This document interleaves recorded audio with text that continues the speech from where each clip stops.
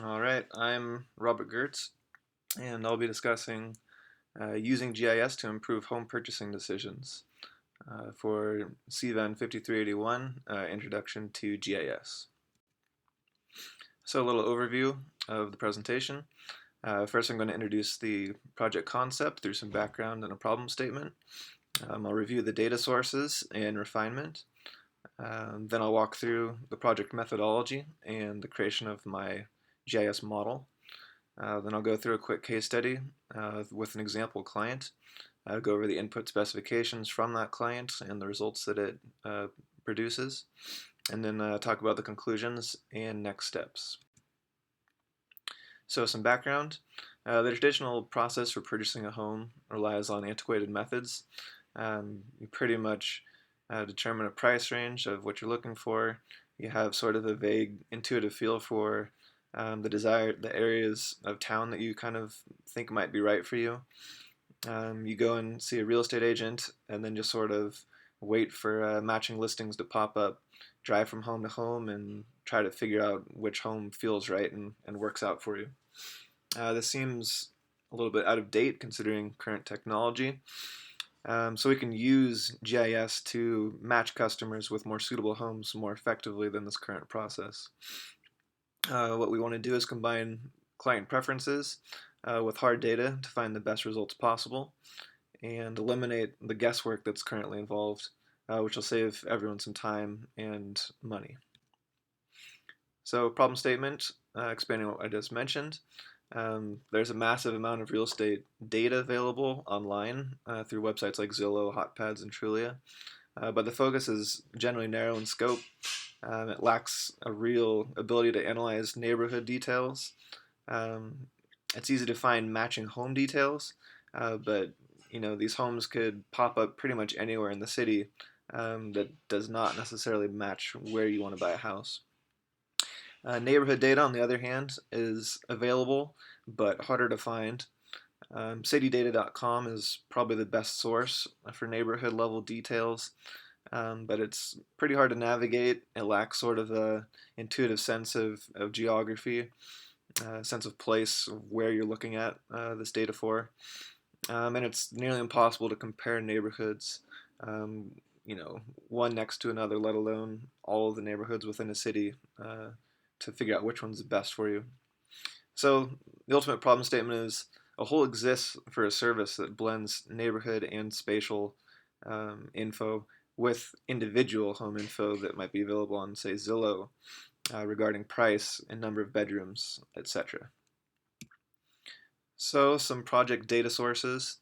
I tapped Zillow.com for current and historical real estate valuations by Denver neighborhood, and data.denvergov.org for American Community Survey data, which has all sorts of demographic information. It's also a great source for some crime data, as well as other spatial data like parks and roads and things like that. And I ultimately then combine this data within ArcGIS for analytics.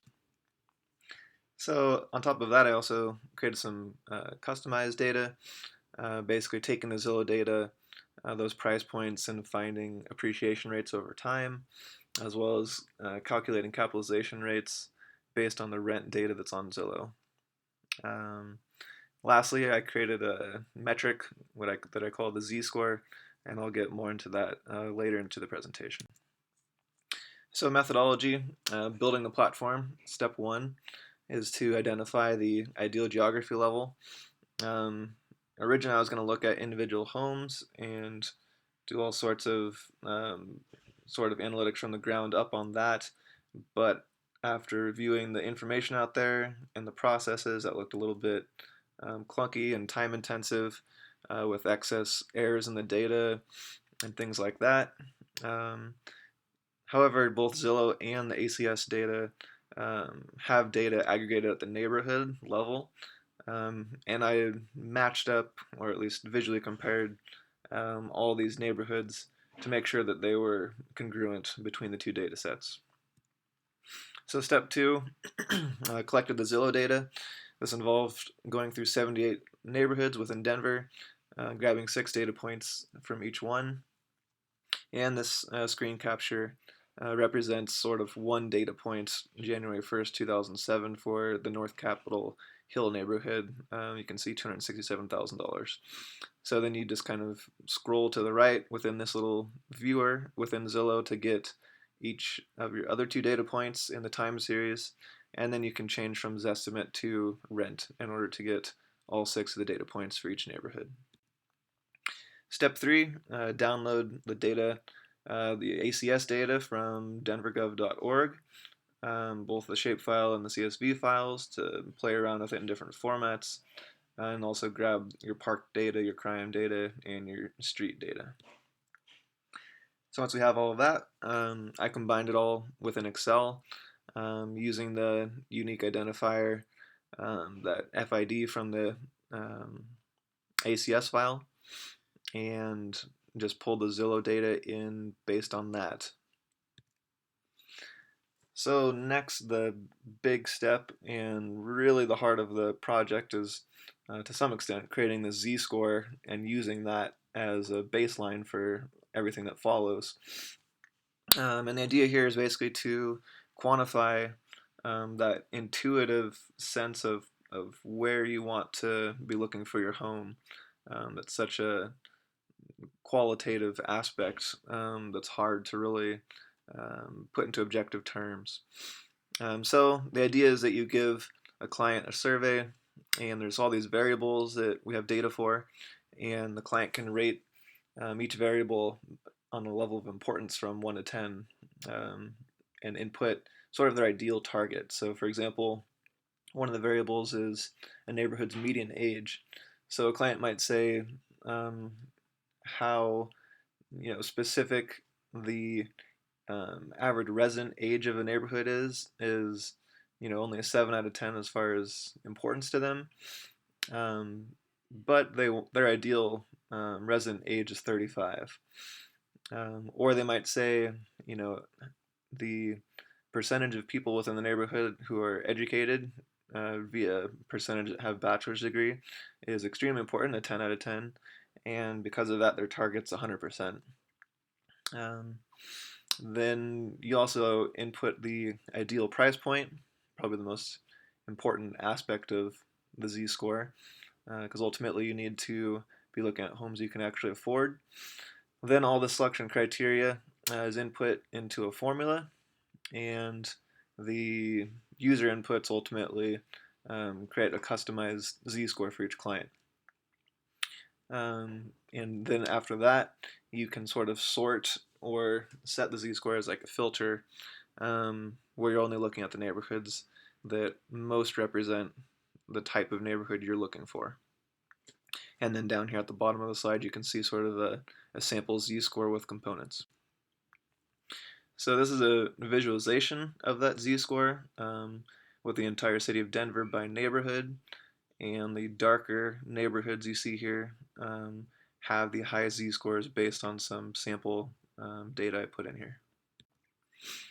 So next I added some crime data from the denvergov.org website, and this is, I think, all crimes committed between 2010 and yesterday essentially, and obviously you can filter this down by crime type and recent crimes if you want to in the future. Last, or step 7, the last step really, is adding spatial preferences. So the client can request sort of a minimum proximity to certain resources. Say they are an elderly couple, they need to be close to a hospital, or they're people who enjoy parks or have young children and want to be close to a specific school, or just like walking to grocery stores. They can also then select a specific commute location if they don't want to be commuting an hour every day, and these inputs can be used to create buffers and further locate ideal areas of town for them to look for their home. So taking all of this, I created a GIS model that you see here. The z-score is calculated in Excel just because it's easier to sort of do those calculations and I don't know, that aspect of it within Excel, although you can do that within GIS. Um, the SHP file just then needs to be have that join um, refreshed to the data table that you're working with in Excel for each client's specific inputs. Um, and like I say here, this includes the park buffer and commute location functionality, but more infrastructure types can be added here easily enough. So a sample client, age 30, a female with a 32-year-old husband, no children but might have a family soon. They both value education and enjoy spending leisure time running at parks. And they'd like a neighborhood with a high likelihood of price appreciation after purchase. Would like one with good capitalization rate in case they need to move and rent it out. They're looking for a neighborhood with high owner occupancy rate, kind of to show that it's an established neighborhood with more families. Um, they also prefer an older neighborhood with a median structure built year of 1960. They like the architecture from this time period, and they enjoy remodeling homes and think they could get better value in that kind of a neighborhood. And ultimately, it needs to be within walking distance of their commute location, being UC Denver in this case, um, and the walking distance set as 1.5 miles by block level that you see here, um, if you want to go that far in depth. So some next steps. The model can be bolstered with more data, such as walk scores or public transportation, etc. Actual home listings can ultimately be imported in and plotted within that area of interest. The pictures of the actual listings or even sample homes within all the neighborhoods can be ported in so that customers can have an easier idea of what they can expect to see in each of these neighborhoods. And everything can then be ultimately transitioned over to a website or mobile platform. So these are my sources for specific and general information, and that concludes the presentation.